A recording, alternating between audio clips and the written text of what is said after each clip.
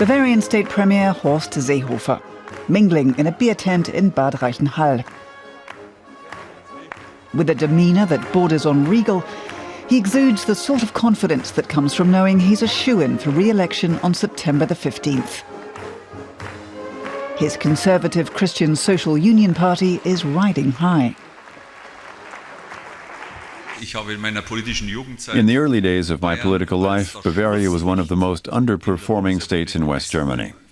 The upswing came gradually under Franz Josef Strauss and Edmund Stoiber, and indeed myself.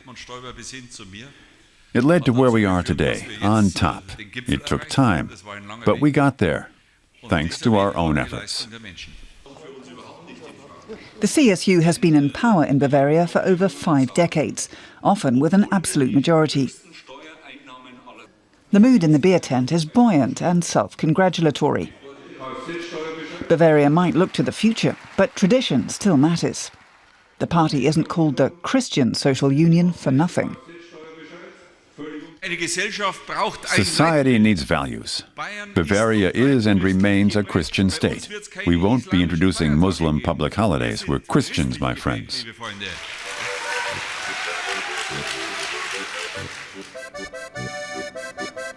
Bad Reichenhall is an idyllic spa town in the foothills of the Alps, not far from the Austrian border. Historically, its wealth came from its salt works. Today, it lives mainly off tourism. Like most of Bavaria, it's thriving. Its economy is booming. There's practically no unemployment. CSU Mayor Herbert Lackner knows exactly how to explain his party's appeal. The CSU doesn't appeal to a specific demographic. It has a broad base. That's why it has such a wide reach in Bavaria. Deputy Mayor Manfred Adeldinger is a social democrat, which makes him a lot less popular in Bad Reichenhall and across the state. The party doesn't stand much of a chance in the upcoming state elections.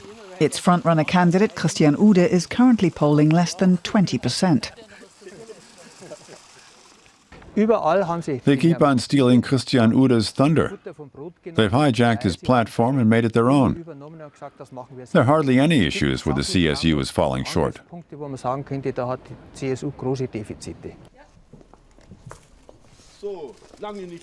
At this point, only a miracle could help Christian Ude. As incumbent mayor of Munich, he's had to get used to campaigning in the Bavarian countryside.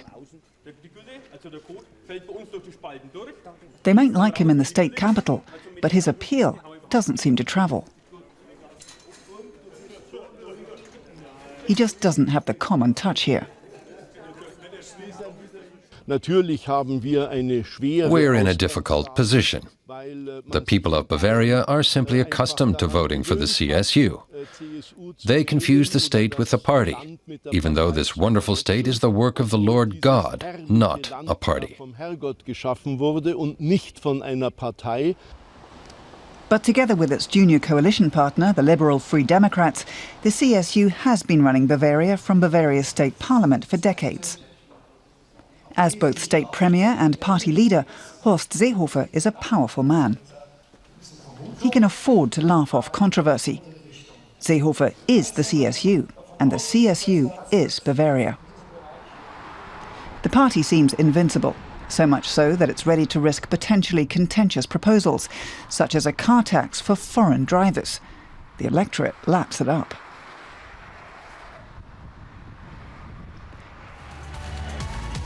The German Chancellor is less enthusiastic. But although she initially opposed the plan, on the campaign trail, she has been looking more willing to reach some kind of compromise. They're both well aware that they need each other. The CSU is, after all, a coalition partner in Merkel's government. The issue simply gets glossed over. The one sticking point you haven't mentioned. We'll sort something out. The Bavarian government is in good shape, thanks to the CSU. Bavaria should continue to be governed by the CSU and by you as state premier. That is our mutual wish. Back in Bad Reichenhall, Horst Seehofer has nothing but praise for Bavaria and for Merkel, who'll be getting his vote 1 week later. I've seen a lot of chancellors govern this country: Willy Brandt, Helmut Schmidt, Helmut Kohl, Gerhard Schröder, Angela Merkel. In terms of both domestic and foreign leadership, Angela Merkel is a very strong chancellor, ladies and gentlemen. A very strong chancellor.